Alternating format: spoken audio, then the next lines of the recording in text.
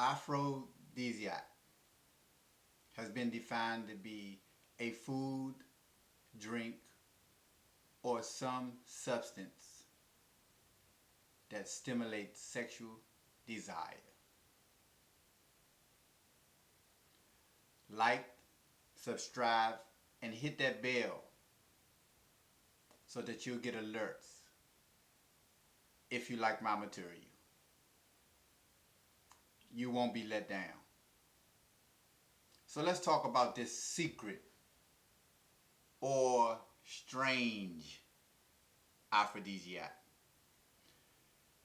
Now, I'm going to need you to be a little open-mindedness. That way you won't be pointing the finger and judging me and blaming me.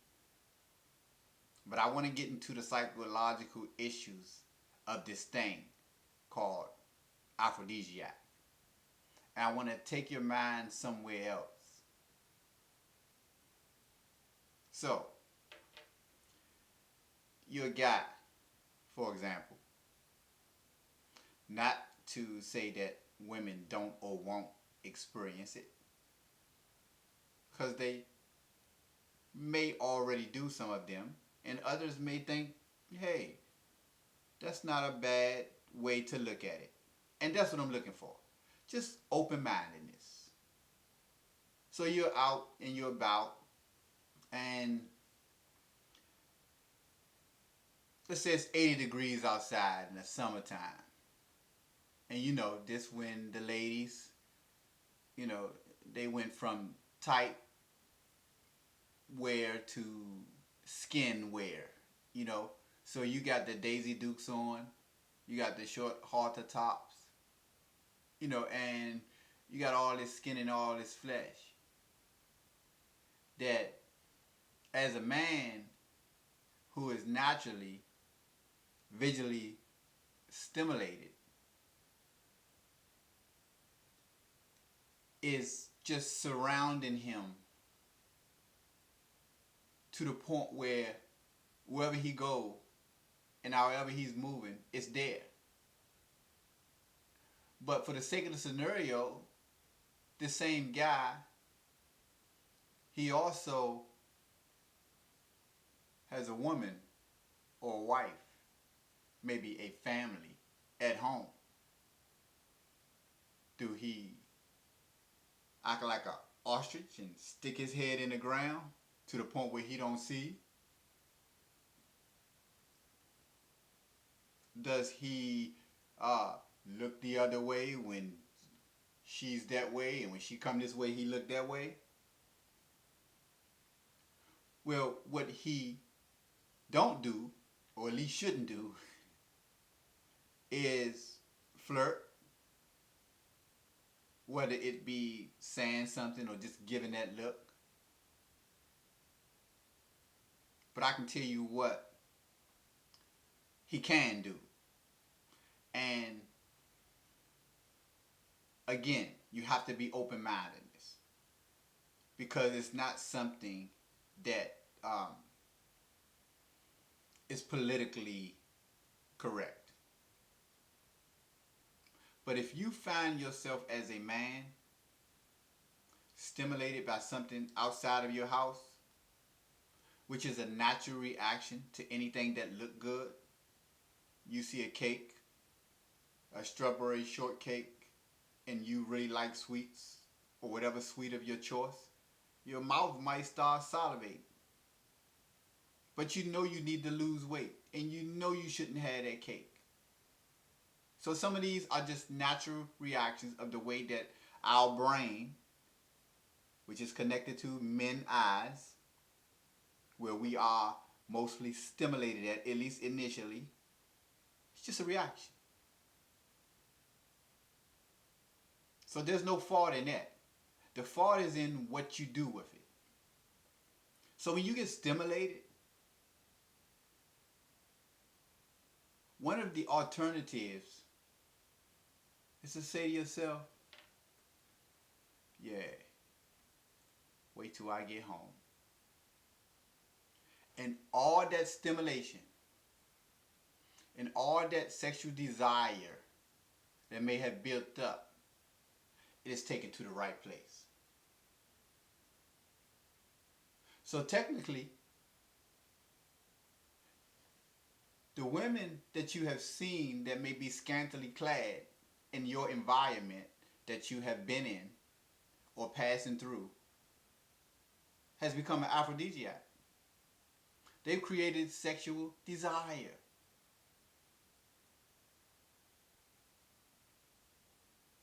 And that's the psychological aspect of what goes on with men that needs to be talked about. Too many of us fall short because we're responding to a natural reaction to a stimulant in the wrong way. And one thing about a male, we know when we can get it. Because a woman can give us that look, a welcoming look, showing some teeth. Or all of a sudden, she dropped something and had found a reason to bend down right in front of you. You know how it go. Come on. Keep it real. How about that? But again, it's what you do with it. Same thing, women.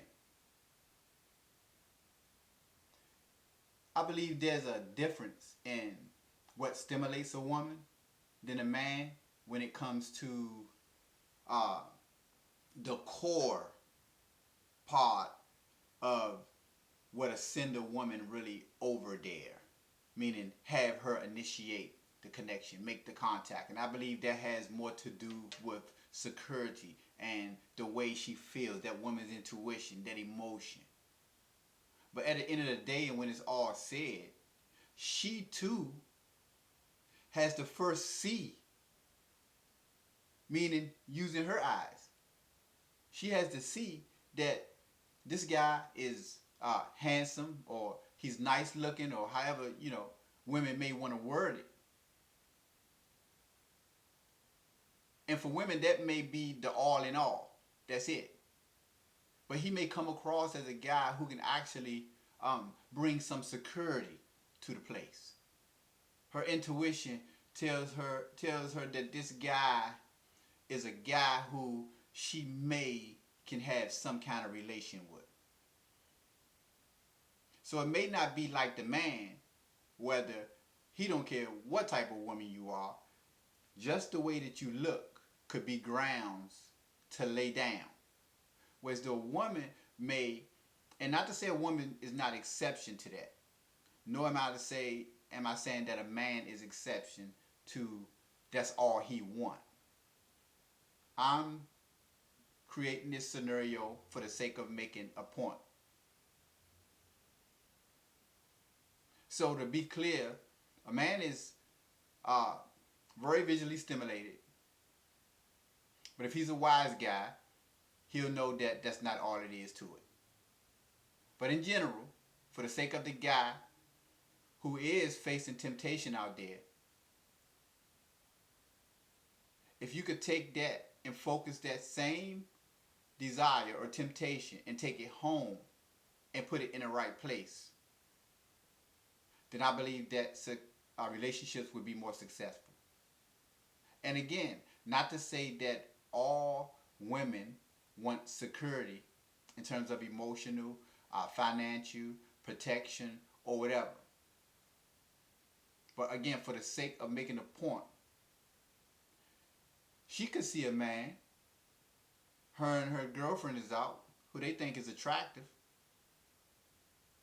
and her girlfriend be saying, he can get it. But the woman who has a man, a husband, or family at home, she'll be saying, yeah, my dude, when I get home tonight, he gonna get it. But they both had the same stimulant. That guy who was good looking to them both, one saying he can get it, she's single. That's what's up. Other one saying, I see, yeah, he is handsome, but he just remind me of how I'm gonna go home and have the relation that I want with my man. Now, I ain't telling you to take it to the bed.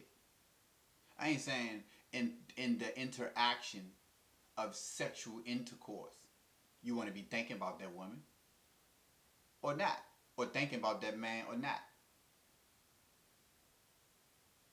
And that's totally up to each individual.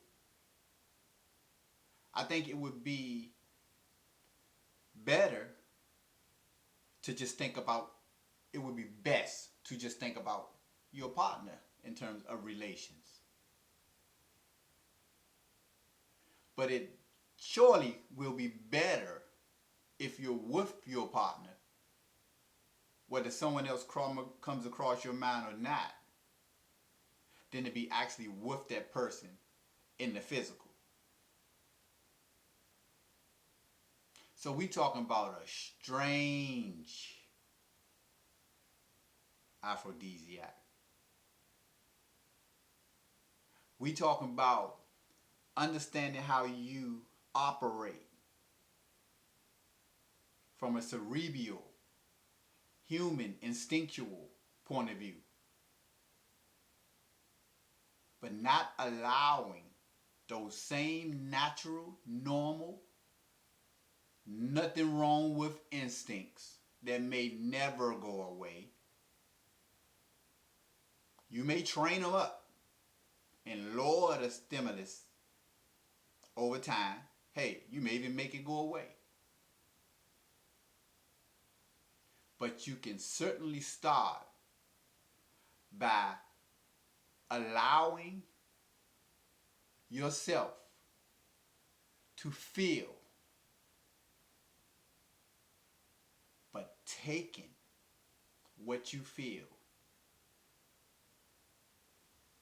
and sharing it in the right place with your mate, your partner, your dude, your lady, your husband or your wife. And recognizing that we are all human and subject to mistakes. But when we move in a way that says, in spite of what's out there, I'm going to take what belongs to the person who I've bonded with and committed with, and who I am going through this thing called life with, and I'm going to put it there, and I'm going to put it down.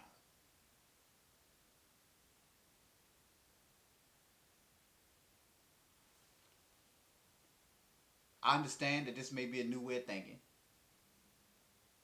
I understand that this already goes on. You know it, and you know it. And you know that every time you in the bed, every now and then, you may be thinking of something that stimulated you. And you know who I'm talking to. But I want you to understand, there's nothing necessarily wrong with that.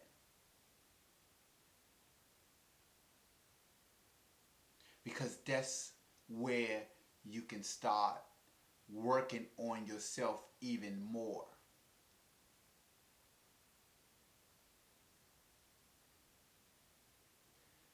You cannot always control the thoughts that pass through your head.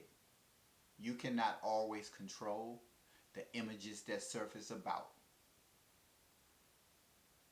But you have total control over what you do with them. You have total control on whether you focus on them and have them grow or not. Put it in its rightful place. Break the cycle.